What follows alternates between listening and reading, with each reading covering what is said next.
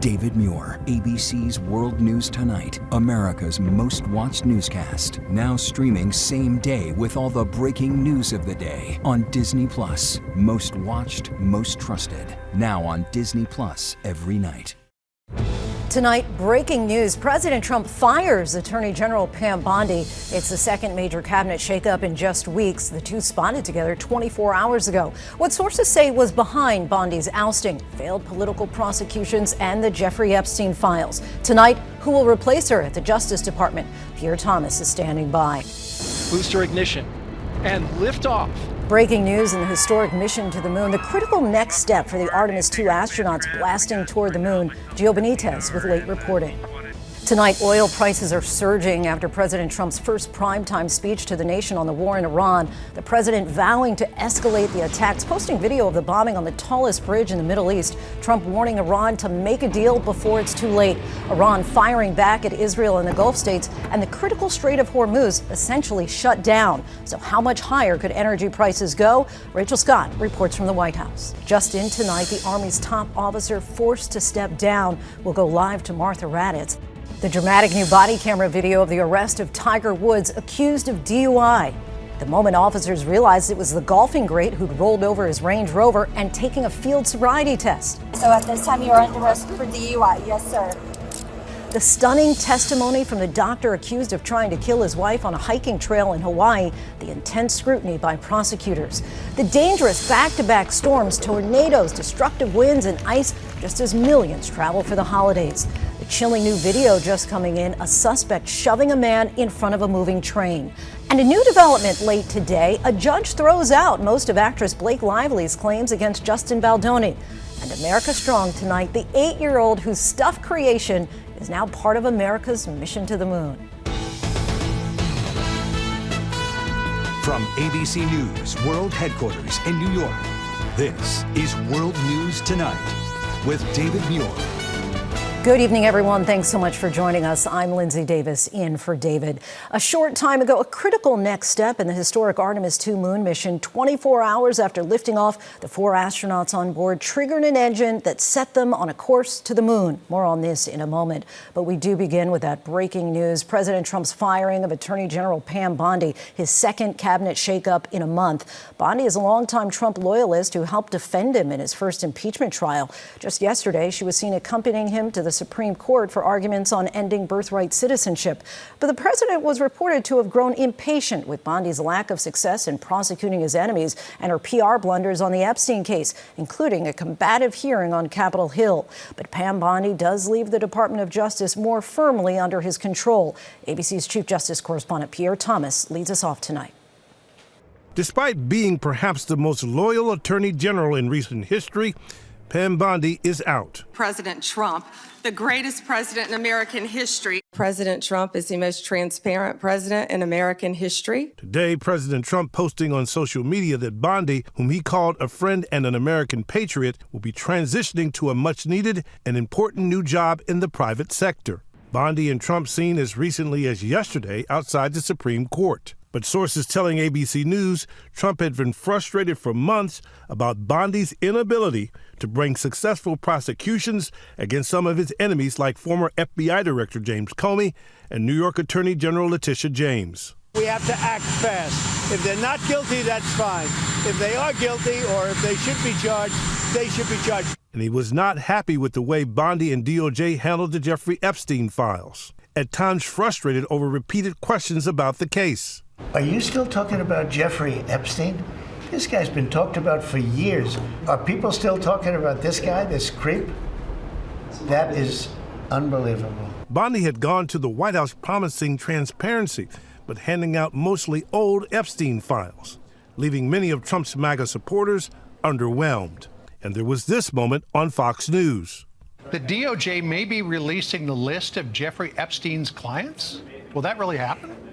It's sitting on my desk right now to review. But DOJ later trying to shut down the release of the Epstein files and acknowledging there was no list. White House Chief of Staff Susie Wiles said on the record in a Vanity Fair interview that Bondi, quote, completely whiffed on Epstein.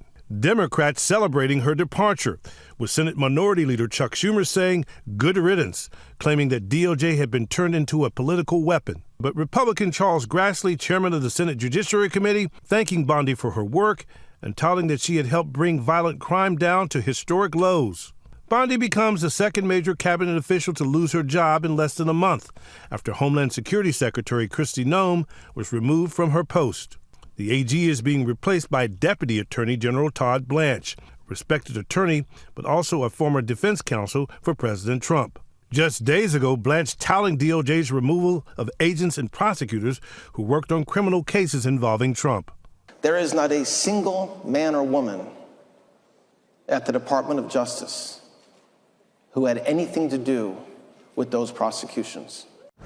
Pierre Thomas joins us now. So, Pierre, is the president likely to get different results with Blanche or whomever he appoints permanently as U.S. Attorney General? Well, it's hard to imagine anyone more loyal than Bondi, and there's no guarantee that judges, grand juries, and juries will give DOJ the results that it wants. Today, Bondi posting that she's eternally grateful for the trust Trump placed in her and that she will continue fighting for Trump and the administration, Lindsay. Pierre, thank you. Next tonight, that big event for Artemis II, firing up an engine, putting the spacecraft on a path toward the moon. 24 hours after their spectacular launch, the crew is working out the bugs on their brand new spacecraft, among them a problem with the toilet. Here's ABC's Gio Benitez. And liftoff.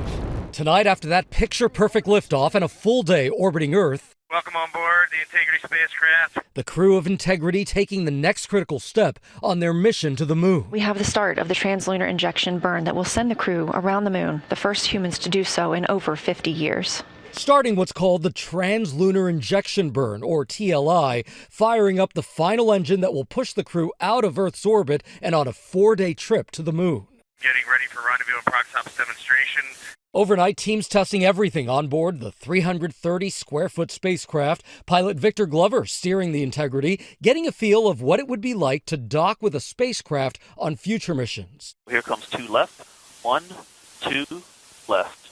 Just before they went to sleep, they had to troubleshoot a problem with the ship's toilet. Hours later, Mission Control waking them up with the song Green Light by John Legend. Give me the green light. And messages from their team back on Earth. We're so proud to support the journey to the moon. That was awesome. Thank you for all of those messages. Artemis II launched into space at 6:35 p.m. Wednesday. The ground trembling and crowds cheering as it tore across the sky. The crew blown away by their breathtaking view of planet Earth. From about 38,000 nautical miles, the entire half of the Earth is spectacular. You can actually make out the coastline of the continent. It is just absolutely phenomenal. You guys look great.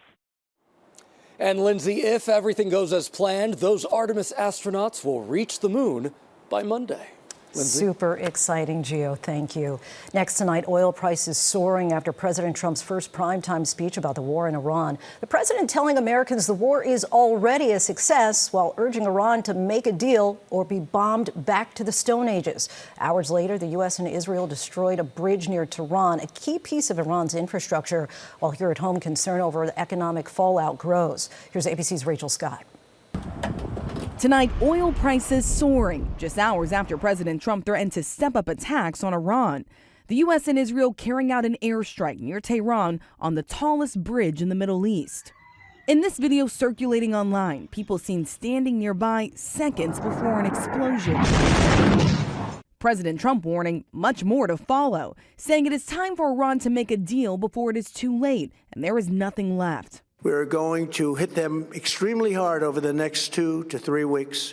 We're going to bring them back to the Stone Ages where they belong. Iran showing no signs of backing down. An Iranian missile slamming into this neighborhood east of Tel Aviv, seen in video posted on social media. And tonight, Iranian media reports the regime has executed Amir Hussein Hatami, seen here in a photo shared on X by Iran Human Rights. The 18-year-old sentenced to death for participating in nationwide protests against the government. Thousands have been killed in the crackdown. 5 weeks into this war, President Trump has not laid out an exit strategy or a concrete plan to reopen the critical Strait of Hormuz, which today sent oil prices spiking.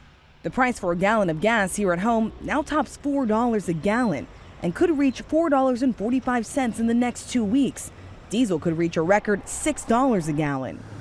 The extra costs already adding up quickly for truck drivers like Corey Reese in Missouri. I mean, literally, it's crazy. These trucks, they carry 200, 300 gallons at a time. In Virginia, Thomas Walker says he's making tough choices. I had to do grocery shopping at the Dollar General because it's food or gas, so I'm splitting it up between gas and food. But as Americans are feeling the pinch at home, the president says it's not possible for the U.S. to fund some domestic programs. In this video obtained by Business Insider. It's not possible for us to take care of daycare, Medicaid, Medicare, all these individual things. They can do it on a state basis. You can't do it on a federal. We have to take care of one thing, military protection. The president is once again urging our allies to help reopen the Strait of Hormuz. But tonight, French President Emmanuel Macron saying the United States could deplore the fact that they're not getting help, but he insists this is not our operation, Lindsay. Rachel Scott from the White House, thank you. Also developing tonight, Defense Secretary Pete Hegseth ousting the Army's top officer, ordering Chief of Staff General Randy George to immediately retire. It's the latest clash between Hegseth and the military senior leadership, and it comes in the middle of a war. ABC's Martha Ranitz joins us now. Martha. Lindsay, General Randy George is a decorated Army general, but he was formerly a senior aide to Joe Biden's Secretary of Defense Lloyd Austin, and his name was rumored to be on the chopping block for many months. Pete Hegseth made it official tonight, saying George will be retiring effective immediately. His Vice Chief of Staff, Christopher Leneve, will be taking over, a general close to Hegseth. Hegseth has purged the Pentagon of numerous senior officers since he became secretary. This one, of course, now happening in the middle of a war. Lindsay? Martha Ranitz for us. Thank you. Now to that newly released body camera video showing golfer Tiger Woods after he crashed his Range Rover last week, how he performed on a sobriety test, and what he said when deputies found pills in his pocket. Here's ABC's Victor Oquendo. Tonight, for the first time, we're seeing the police body camera video moments after Tiger Woods' crash. Looked down at my phone, and all of a sudden, boom. The accident happened almost a week ago in Jupiter Island, Florida. You can see the trailer Woods clipped before flipping his Land Rover. Is anybody in the car? No, he's out. So I pulled up after it happened. And who's involved? Who's involved? Tiger Woods. Woods had to crawl out of the passenger side window. Martin County Sheriff's deputies checking on the golf legend first. Is this comfortable for you? Yeah. You all right, Tiger? Okay. Yeah, I'm cool. Okay. Thank you so much. Woods seen on the phone, apparently speaking with President Trump. Just keep you down here with us, please. Yeah, I was just talking to the president. Deputies then bringing Woods to their cruiser where they perform field sobriety tests. And how much have you had to drink today? None. None? Do you take any medication? I took a few, yes. Then arresting Woods. So at this time, I do believe your normal faculties are impaired, okay? And you're under the unknown substance, okay? So at this time, you're under arrest for DUI. Yes, sir. After going through his pockets, police finding these prescription pills. That's a narco. It's narco? Yep. Okay. Woods taken to jail, charged with DUI. He's since pled not guilty. Woods pled not guilty to DUI. A judge granted him permission to seek treatment outside the U.S. Lindsay? Victor, thank you. Now to Hawaii, where the doctor charged with attempting to murder his wife taking the stand for a second day after his emotional testimony claiming he acted in self-defense. Tonight, prosecutors are challenging him on that claim. Here's ABC's Trevor All. Tonight, prosecutors grilling the Hawaii anesthesiologist accused of trying to murder his wife on a birthday hike. The prosecution suggesting he was motivated by anger over his wife's alleged emotional affair. And you're upset, right? That's not the primary feeling at the time. I was feeling a lot of other feelings, but I was also upset. You were mad, right? I was not mad. You were not mad when you confronted your wife about these messages. I was upset. Officials say Dr. Gerhard Koenig tried pushing his wife Ariel off a cliff on this trail before attempting to inject her with a syringe and repeatedly striking her in the head with a rock. He claims she attacked him and he acted in self-defense. How fast was this all happening? Pretty fast? Really fast. Okay. Dr. Koenig claims after a pair of hikers stumbled upon them, his wife covered in blood, he was stunned at what happened and became suicidal. Did you ever want to hurt her that day? No. Okay. You reacted to defend yourself in the heat of that moment. You said yes? Yes. And Lindsay, Dr. Koenig's son testified his father called him and said he tried to kill his wife. Dr. Koenig says his son misunderstood him. He denies ever confessing. Lindsay. Trevor, thank you. At the Vatican, Pope Leo opening his first Holy Week service with a warning against the abuse of power, presenting a life of unity and service as an antidote to what he called the imperialist occupation of the world in this dark hour of history. The pontiff then conducting a traditional rite of humility, washing the feet of 12 priests. When we come back, we're tracking dangerous storms and tornadoes just as millions travel for the holidays. The urgent manhunt here in New York for a suspect who fled the scene of the deadly shooting of a baby girl in Brooklyn. The close call on the tracks. A man appears to shove another man into the path of an oncoming train. The news just coming in. A judge dismisses most of Blake Lively's lawsuit against Justin Baldoni. And America strong tonight. One young man's creation now on its way to the moon. Next tonight, a federal judge in New York throwing out most of Blake Lively's lawsuit against Justin Baldoni, including sexual harassment claims. The judge saying some of Baldoni's conduct was not so far beyond what might be expected between two characters in a sexually charged film like It Ends With Us. Lively can proceed with her claims of a smear campaign by Baldoni's PR team. An urgent search is underway tonight here in New York City for a suspect in the deadly shooting of a 7-month-old baby in Brooklyn. The baby was riding in her stroller when she was hit. Her 2-year-old brother was grazed by a bullet. Police say 2 suspects fled on a moped and were hit by a car moments later. The suspects are believed to be gang members. When we come back, we're tracking dangerous storms happening right now and the close call on the tracks, a man appearing to push another man into an oncoming train.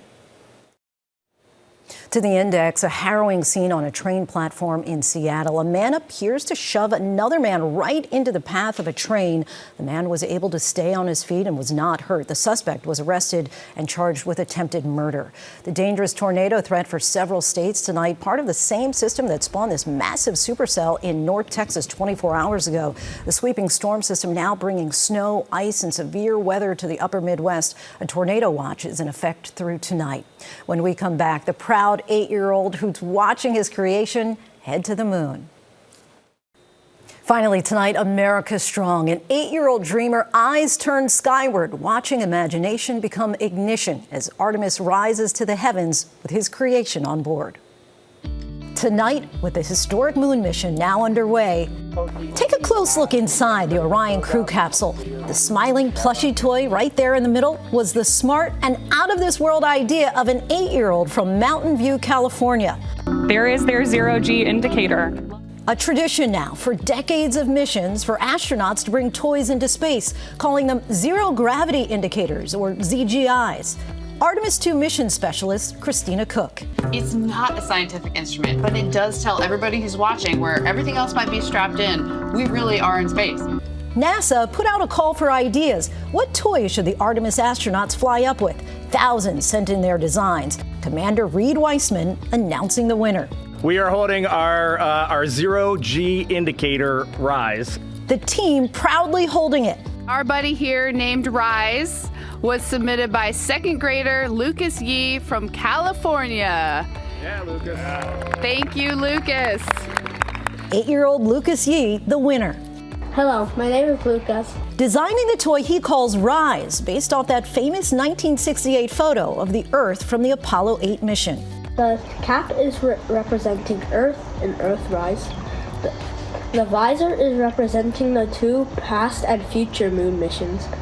The team at NASA's Goddard Space Flight Center making the stuffed toy to their exacting safety standards. My name is Paula Kane.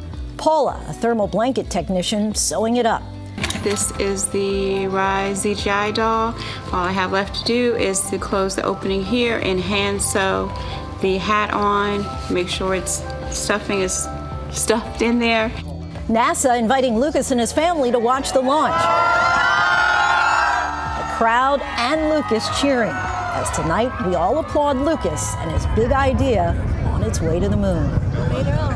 Yay! Proud moment. Thanks so much for watching. I'm Lindsay Davis. Have a great night.